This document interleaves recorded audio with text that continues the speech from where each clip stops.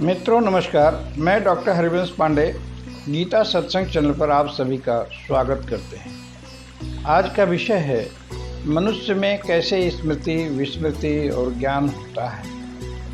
यह विषय श्रीमद् भगवद गीता के 15वें अध्याय के 15वें श्लोक पर आधारित है।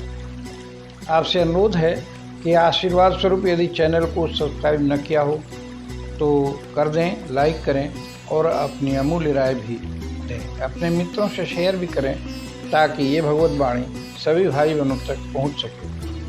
ओम श्री परमात्मने नमः। अध्याय 15 का 15वां श्लोक कहता है, सर्वस्य चाहं हृदि सन्निविष्टो मत्तः स्मृति ज्ञानमपोहनं च वेदैश्च सर्वैरहमेव वेद्यो वेदांत कृद्वेद विदेव चाहम। अर्थात मैं ही सब प्राणियों के हृदय में अंतर्यामी रूप से स्थित हूँ तथा मुझसे ही स्मृति, ज्ञान और अपोहन होता है और सब वेदों द्वारा मैं ही जानने के योग्य हूँ तथा वेदांत का कर्ता और वेदों को जानने वाला भी मैं ही हूँ। तो तात्पर्य हुआ कि इस श्लोक में भगवान ने 4 मुख्य रहस्य बताए। पहला, कहते हैं कि सब प्राणियों के हृदय में रहता हूँ। तो किस रूप में रहते हैं? अंतर्यामी रूप से रहते हैं। सर्वस्य चाहम हृदय सन्निविष्टो। हृदय शरीर का एक मुख्य भाग है। सारे भाव हृदय में ही होते हैं। भाव अगर शुद्ध है तो समस्त पदार्थ, क्रिया आदि भी शुद्ध हो जाती है। भाव शुद्ध हो, यही प्रयत्न होना चाहिए ताकि भगवान का स्थान स्वच्छ बना रहे। मधुर हो भाव, सबका भला हो, ऐसी सोच रखें। हृदय ही अनाहत केंद्र है। अनाहत एक संस्कृत शब्द है। इसका अंग्रेजी शब्द है अनस्ट्रक। अनाहत का अर्थ है अभेद्य, नाबाद। अनाहत नाद का तात्पर्य अनस्ट्रक ध्वनि, आकाशीय क्षेत्र की ध्वनि की वैदिक अवधारणा है। अनाहत संतुलन और शांति से जुड़ा है। शरीर में कुल 7 मुख्य केंद्र या चक्र माने गए हैं। अनाहत में शेष 6 चक्रों का समावेश है। या यूं कहें कि अगर अनाहत चक्र सभी चक्रों की खूबियों वाला चक्र है, व्यक्ति यदि अनाहत केंद्र पर ध्यान करे तो उसे परम शांति की प्राप्ति होती है और अन्य 6 चक्रों को जागृत करने के लाभ भी मिल सकते हैं। अनाहत चक्र की मुख्य बातें क्या क्या हैं? इस पर कहते हैं, पहला स्थान देखिए। स्थान इसका है अनाहत केंद्र का छाती के बीच में, हृदय के ठीक ऊपर। तत्व है वायु, रंग हरा, बीज मंत्र है यंग। हृदय चक्र का क्या नियंत्रित करता है?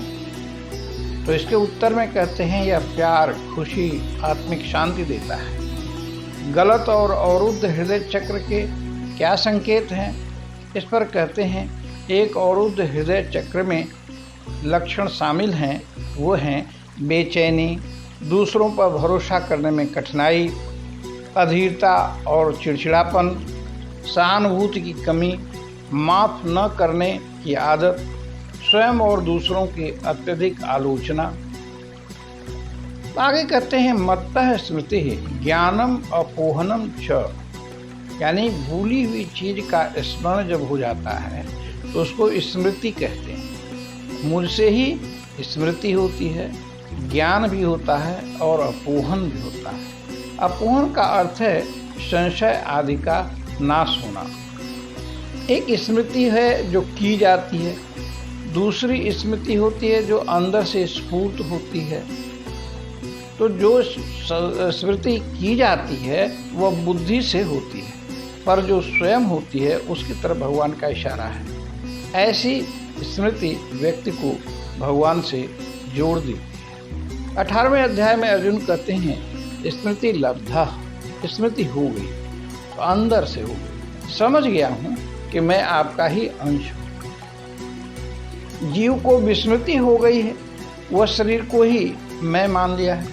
इष्ट की कृपा से यह विस्मृति समाप्त होकर स्मृति हो जाए, यही कल्याण का मार्ग है। ज्ञान जितना भी है, जो भी हम पाते हैं, सब संसार का है। जब परमात्मा का ज्ञान मिल जाए, स्वयं को जान लें कि वही असली ज्ञान है। भगवान का इशारा इसी अलौकिक ज्ञान की तरफ है। संशय यदि दोष व्यक्ति को बहुत कष्ट पहुंचाते हैं, यानी संशय आदि जो दोष हैं व्यक्ति को बहुत कष्ट पहुंचाते हैं, भगवान कहते हैं मेरी ही कृपा से अपूहन हो जाता है, यानी संशयों का नाश हो जाता है और साधक को शांति की प्राप्ति होती है। आगे कहते हैं वेद और समस्त शास्त्र मेरा ही ज्ञान कराते हैं। वेदैश्च सर्वै रहमेव वेद्यः।